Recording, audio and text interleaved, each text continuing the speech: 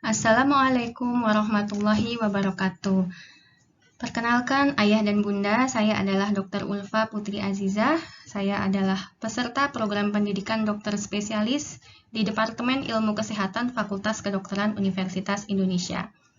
Saat ini, saya sedang melaksanakan penelitian tentang anemia defisiensi besi pada anak, terutama usia 24-59 bulan.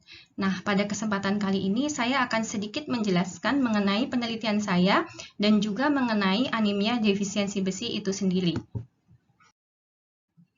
Jadi penelitian saya ini akan dilaksanakan di PAUD, di wilayah perkotaan, dan yang diambil adalah daerah Tangerang Selatan. Dan tentunya di sini usia yang diambil seperti saya katakan tadi 24-59 bulan. Sebenarnya apa sih anemia defisiensi besi itu? Nah, di sini kita bisa melihat gambaran bahwa 3 dari 10 anak mengalami anemia defisiensi besi. Lalu, apakah anak kita, anak bapak, atau anak ibu termasuk salah satunya? Mari kita cari tahu apa sebenarnya yang dimaksud dengan anemia defisiensi besi. Anemia defisiensi besi atau disingkat ADB adalah kondisi kekurangan darah atau kadar hemoglobin rendah yang disebabkan karena rendahnya zat besi dalam tubuh. Zat besi itu adalah komponen utama dalam penyusunan darah, sehingga kalau zat besi dalam tubuh itu rendah akan mengganggu proses pembentukan darah di dalam sumsum tulang. Siapa saja yang berisiko mengalami anemia defisiensi besi? Yang pertama, bayi yang lahir prematur atau berat lahir rendah kurang dari 2.500. Kemudian anak-anak dalam masa pertumbuhan, terutama anak di bawah 5 tahun, anak dengan malnutrisi seperti gizi buruk, gizi kurang, gizi lebih dan juga obesitas, remaja putri yang mengalami menstruasi, ibu hamil, anak-anak yang mengkonsumsi makanan yang mengganggu penyerapan zat besi, misalkan teh, kopi, susu sapi dalam jumlah yang berlebihan, dan juga adanya penyakit, seperti yang paling sering menyebabkan anemia defisiensi besi adalah kecacingan. Apa penyebab terjadinya anemia defisiensi besi? Jadi ada 3 penyebab anemia defisiensi besi itu. Yang pertama, karena penyerapan besi yang terganggu. Kenapa penyerapan besi terganggu? Biasanya karena ada masalah di saluran cerna, atau karena adanya gangguan dari zat-zat yang kita konsumsi. Misalnya, setelah mengkonsumsi makanan yang mengandung zat besi, lalu kita minum teh atau minum kopi. Nah, itu juga bisa mengganggu penyerapan zat besi. Yang kedua, karena kebutuhan zat besi yang meningkat. Misalnya pada bayi prematur atau remaja yang dalam masa pertumbuhan. Nah, ini kebutuhan zat besinya meningkat. Ini terjadi pada semua anak, sehingga anak-anak dalam masa pertumbuhan itu sangat berisiko mengalami anemia defisiensi besi. Yang ketiga, kehilangan jumlah zat besi dalam jumlah berlebih. Misalnya pada kondisi menstruasi atau perdarahan lainnya, atau juga pada kondisi infeksi. Bagaimana ciri-ciri anak yang mengalami anemia defisiensi besi? Sayangnya, pada kondisi ringan, anemia defisiensi besi ini tidak menunjukkan gejala sama sekali. Pada kondisi sedang, bisa terlihat pucat di kelopak mata, di tangan, dan juga kadang-kadang anak-anak itu menunjukkan mudah lelah jika melakukan aktivitas berat. Pada kondisi yang lebih berat lagi, ini baru terlihat sangat jelas. Anak terlihat pucat, kemudian sangat mudah lelah, sehingga aktivitas sehari-harinya terganggu. Kemudian gejala lain bisa disebut sebagai pika, yaitu kebiasaan untuk makan makanan yang tidak bergizi, misalnya tanah, rambut, atau es batu. Kenapa itu bisa terjadi? Karena adanya kekurangan zat besi itu membuat indera pengecap kita atau lapisan kita itu terbentuknya tidak sempurna, sehingga dia itu pengen makan sesuatu yang seperti enak aja gitu dimasukkan ke dalam mulut walaupun itu tidak bergizi. Nah, pika ini bisa terjadi pada anak-anak dengan defisiensi besi. Lalu, apa sih sebenarnya dampak dari anemia defisiensi besi itu? Nah, dampaknya itu yang paling kita tidak mau adalah dia mengalami gangguan pertumbuhan. Anak itu bisa menjadi kurus, kemudian bisa menjadi pendek. Kemudian yang berikutnya adalah gangguan kognitif atau kecerdasan. Jadi anak ini menjadi kurang pintar. Yang ketiga adalah gangguan sistem kekebalan tubuh sehingga anak menjadi mudah sakit.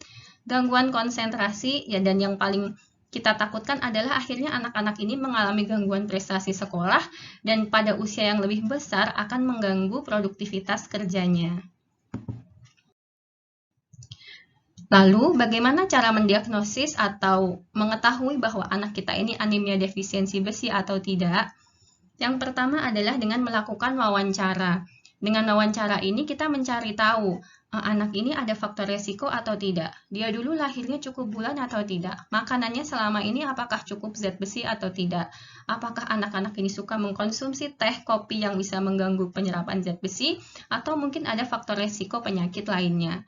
Berikutnya kita melakukan pemeriksaan fisis. Nah, pada anak-anak kita akan memeriksa apakah dia ada kondisi pucat, apakah ada peningkatan denyut jantung, atau apakah pada kondisi yang sangat berat sudah terjadi tanda-tanda gagal jantung. Langkah berikutnya untuk mendiagnosis anemia adalah dengan melakukan pemeriksaan laboratorium. Pemeriksaan laboratorium ini seharusnya rutin dilakukan pada anak minimal 1 kali per tahun, yaitu dengan pemeriksaan hemoglobin. Nah, ketika hemoglobinnya rendah, baru kita lanjutkan dengan pemeriksaan yang lainnya untuk mencari tahu penyebabnya. Nah, sayangnya, pada kondisi yang ringan, kondisi anemia defisiensi besi itu tidak bisa kita periksa hanya dari pemeriksaan fisik saja, sehingga kita perlu melakukan pemeriksaan laboratorium untuk mengetahui apakah sebenarnya anak kita mengalami anemia defisiensi besi atau tidak. Lalu berapakah kadar anemia atau kadar darah yang normal pada anak? Pada anak usia 6-59 bulan atau setengah tahun sampai umur 5 tahun ya, seperti anak-anak di PAUD, maka nilai normal hemoglobin adalah paling rendah 11. Jadi kalau nilai Hb-nya kurang dari 11, maka kita harus mencari tahu penyebabnya apa. Selanjutnya, apakah anemia defisiensi besi itu ada obatnya? Tentu bisa diobati. Dan pertama yang harus dilakukan adalah harus mengobati sesuai dengan penyebabnya. Itulah pentingnya kita melakukan wawancara, yaitu untuk mengetahui apa sebenarnya penyebab dari kekurangan zat besinya. Bisa saja dia kekurangan zat besi karena memang pola makan yang salah, atau karena memang dia ada makanan-makanan tertentu yang mengganggu penyerapan zat besi, atau dia memang ada kemungkinan sakit yang mengganggu penyerapan zat besi, misalkan sering diare atau apa. Nah, itu yang benar-benar harus kita cari. Berikutnya adalah kita bisa memberikan obat berupa preparat besi. Nah, preparat besi itu bentuknya macam-macam dan biasanya dokter akan menentukan dosis yang paling tepat untuk anak. Jadi, beda-beda antara anak yang satu dengan anak yang lain. Pada kondisi anemia yang sangat berat, misalkan Hb sampai 5 atau 6, maka diperlukan transfusi darah, tapi ini harus dengan pemeriksaan yang lengkap oleh dokter terlebih dahulu. Lalu, apakah anemia defisiensi besi ini dapat dicegah? Anemia defisiensi besi bisa dicegah dengan cara memenuhi kebutuhan zat besi dan melakukan pemeriksaan rutin untuk mendeteksi secara dini. Nah, pada anak-anak yang baru lahir, maka ASI eksklusif itu sangat penting. Karena walaupun kandungan zat besi dalam ASI itu kecil, tapi semuanya diserap dengan sempurna oleh tubuh. Lalu diberikan suplementasi zat besi sesuai dengan rekomendasi dari Ikatan Dokter Anak Indonesia. Kemudian pada anak-anak yang sudah mulai makan, maka diberikan makanan yang kandungan zat besinya tinggi dan menghindari makanan yang dapat mengganggu penyerapan zat besi. Ini adalah beberapa contoh sumber makanan yang mengandung zat besi tinggi, dan perlu Bapak Ibu ketahui bahwa sumber makanan yang dari hewani, misalnya daging, telur, itu zat besinya lebih mudah diserap oleh tubuh dibandingkan dengan sumber zat besi dari tumbuh-tumbuhan. Jadi sumber zat besi dari hewani itu lebih kita utamakan, kita berikan pada anak-anak. Lalu ternyata ada makanan-makanan yang bisa mengganggu penyerapan zat besi. Nah, ini terutama apabila kita mengkonsumsi zat besinya dari sumber yang tumbuh-tumbuhan. Maka dia akan sangat dipengaruhi penyerapannya oleh zat-zat berikut. Misalnya teh, kopi, kemudian susu dan produk susu. Jadi kalau kita habis makan bayam terus minumnya susu, itu kita nggak dapat zat besinya. Lalu makanan yang mengandung tanin, ini misalnya anggur, jagung, dan yang terakhir adalah makanan yang mengandung asam fitat. Jadi beras merah, gandum itu juga bisa mengganggu penyerapan zat besi kalau misalkan zat besinya berasal dari zat besi yang bersumber dari tumbuhan.